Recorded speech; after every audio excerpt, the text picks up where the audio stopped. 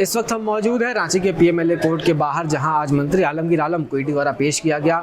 ED ने मंत्री आलमगीर आलम को यहां पेश किया और कुल 10 दिन की जो रिमांड है वो उसकी मांग की, लेकिन कोर्ट ने मात्र 6 दिन की रिमांड पर भेजा आलमगीर आलम को ईडी की रिमांड पर। आज मंत्री आलमगीर आलम का जो पूरा दिन है वो होटवार जेल में बीतेगा। उन्हें होटवार जेल में जुडिशियल कस्टडी में भेजा गया है क्योंकि दिन बीत चुका है।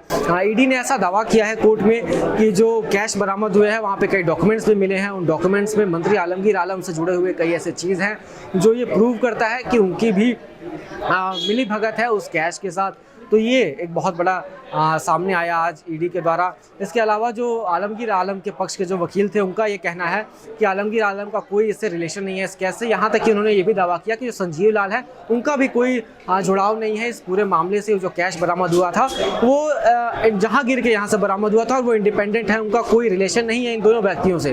तो वो संजीव लाल के भी कनेक्शन को नकारते हुए नजर आ रहे हैं। उनका कहना है कि संजीव लाल के यहाँ से केवल 10 लाख रुपए बरामद हुए थे।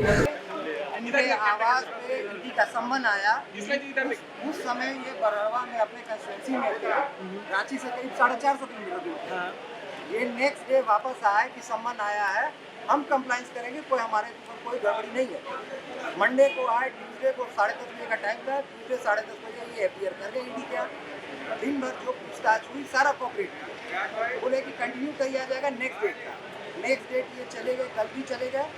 कल ये शाम में इनको मेमो दिया गया कि आपको अरेस्ट किया जाए। ईडी ने कहा है कि इनकी डायरेक्ट इन्वॉल्वमेंट है जो केस क्लियर हुआ है इसमें। कोई डायरेक्ट इन्वॉल्वमेंट, इनके पास से कोई प्रोसीड्स ऑफ क्राइम नहीं निकला।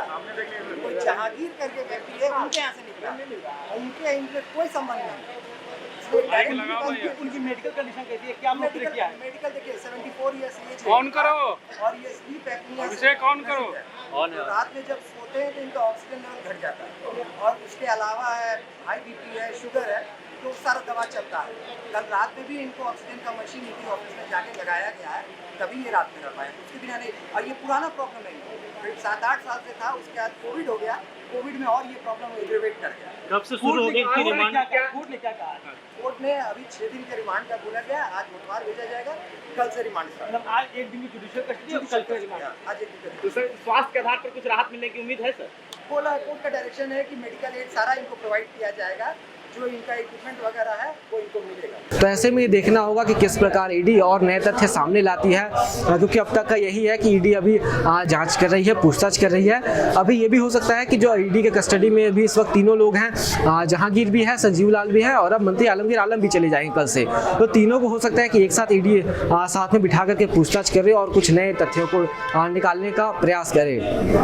लेकिन मंत्री आलमगीर आलम के अरेस्ट होने से पॉलिटिकल क्या रिएक्शन आएगा, कितना चेंज आएगा झारखंड में, क्योंकि इस वक्त झारखंड में भी चुनाव में हम सभी घुस चुके हैं, चुनाव में जा चुके हैं। 13 मई से ही पहले चरण का चुनाव झारखंड में हुआ, अब 20 मई को अगले चरण का चुनाव होगा। ऐसे एक एक करके तमाम जो सीटें हैं उस पर चुनाव होगा और मंत्री आलमगीर आलम बड़ा चेहरा है इंडिया अलायंस के, उनकी मौजूदगी बहुत बल देती इंडिया अलायंस को। लेकिन अब चूँकि वो जेल में रहेंगे तो उनकी मौजूदगी वहाँ नहीं रहेगी, इससे काफ़ी नुकसान हो सकता है इंडिया अलायंस को।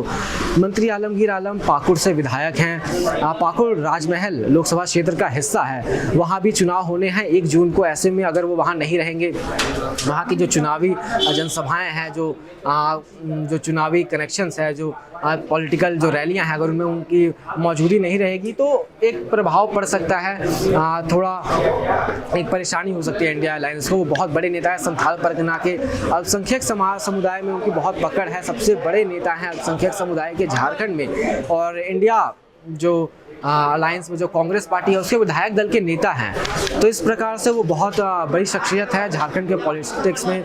उनका जेल में जाना, उनका पकड़ा जाना, पूरा जो माहौल है उसमें बदलाव ला सकता है। लेकिन फिलहाल की सबसे बड़ी खबर यही है कि मंत्री आलमगीर आलम इस वक्त ईडी की गिरफ्त में हैं, 6 दिन के कस्टडी में उन्हें भेज दिया गया है। इस बीच ईडी उनसे सवाल जवाब करेगी, उनसे पूछताछ करेगी और इस पूरे मामले के तह तक जाने का प्रयास करेगी।